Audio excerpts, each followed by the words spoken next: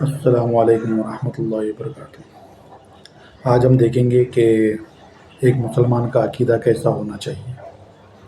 تو ایک مسلمان کا عقیدہ کیسا ہونا چاہیے، اس میں بہت سارے ٹاپک انکلوڈ ہے، جیسے کہ کیا دنیا نبی کے صدقے طفیل میں بنی ہے، کیا نبی کے صدقے طفیل میں دعا مانگنا یعنی کہ جائز ہے، اور کیا اللہ کے نام کے علاوہ کسی اور کے نام کا کھانا جائز ہے، یعنی کہ نبی کے نام کا، صحابی کے نام کا، ولی کے نام کا، اولیاء کے نام کا کھانا پینا جائز ہے یا نہیں،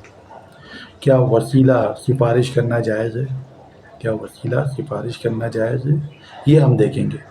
اور دوسرا، کیا نبی نے اللہ کو دیکھا ہے، اور کیا نبی زندہ ہے اس دنیا میں، اور کیا نبی انسان ہے یا فرشتہ ہے یا جن ہے،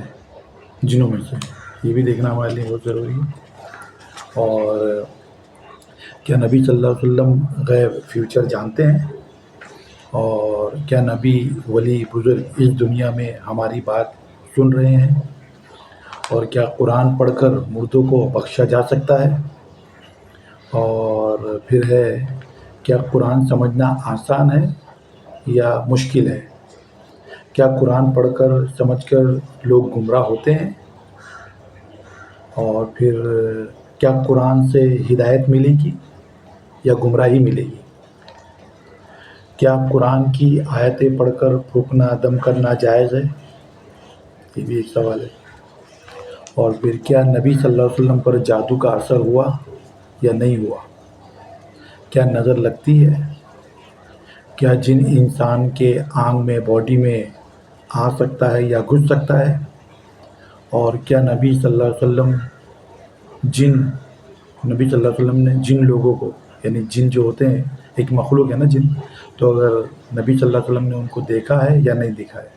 یہ بھی ایک سوال ہے۔ کیا نبی صلی اللہ علیہ وسلم انبیاء کے نبیوں کے سردار ہے یا نہیں ہے، اور کیا جہنم میں سے جا کر واپس ہم لوگ آ سکتے ہیں،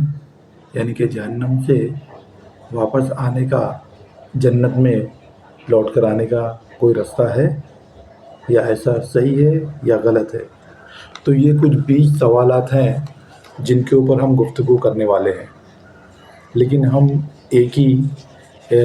نشست میں ہم یہ نہیں کر سکیں گے، اس لیے ہم ایک ایک سوال کو دلیل کے ساتھ، یعنی قرآن کیا کہتا ہے ان سوالوں کے بارے میں، کیا قرآن نے ان سوالوں کا جواب دیا ہے یا نہیں دیا ہے، یہ ہم کو دیکھنا بہت ضروری ہے۔ تو اسی لیے ہم ایک ایک کر کے ساری چیزوں کو تفصیل سے دلیل کے ساتھ دیکھیں گے، تاکہ ہمارے سارے جو آنکھوں پہ، دماغ پہ، دل پہ پردے پڑے ہوئے ہیں